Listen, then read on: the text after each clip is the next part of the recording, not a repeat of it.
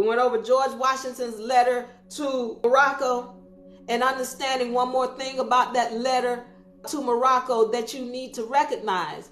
I told you George Washington was a crony to Britain, all right? And then you got Morocco over here, was in bed with Britain. And then George Washington comes in here and he's got to play both sides. That's what politicians do. They got to play both sides. Nobody knows that he is a descendant of the Queen of England. That's not common knowledge to the public. But he's got to act like, no, I'm here for y'all. I'm here for the American people. That's what politicians do. Okay, so George Washington comes in here and he pretends to be for the people of the United States. Well, here to help you understand something, going back to that letter to the Sultan, what he said. George Washington says to the Sultan in paragraph number 4, Sultan, we want to thank you for helping us out with Colonel Proctor. We want to thank you for helping us out with Colonel Proctor.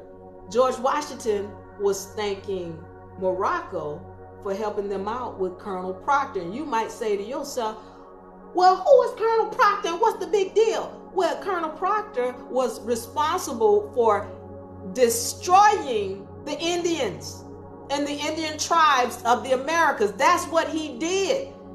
They say, hey, Colonel Proctor, go find him and kill him. And that's what he do. He find him and kill him. All the Indians, the tribes, that's what his job was. And here George Washington is saying, you know what, thank you for helping us out with Colonel Proctor's situation. As if that's our guy and you hooked us up. Meanwhile, the Indians over here getting ran over, roughshod. They're getting ran over. And George Washington is a part of that run over.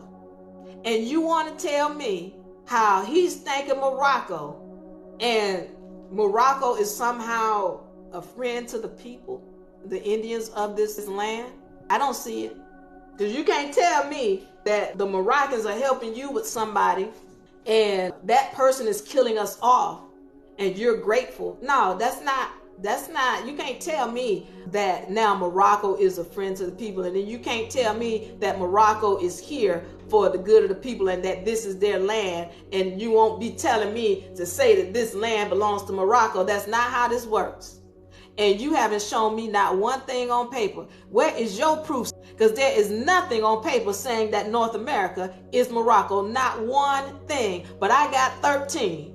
And then I got 14 when I talk about the Iroquois Confederacy. And I can bring more than that. I can bring in the fact that there's all these maps.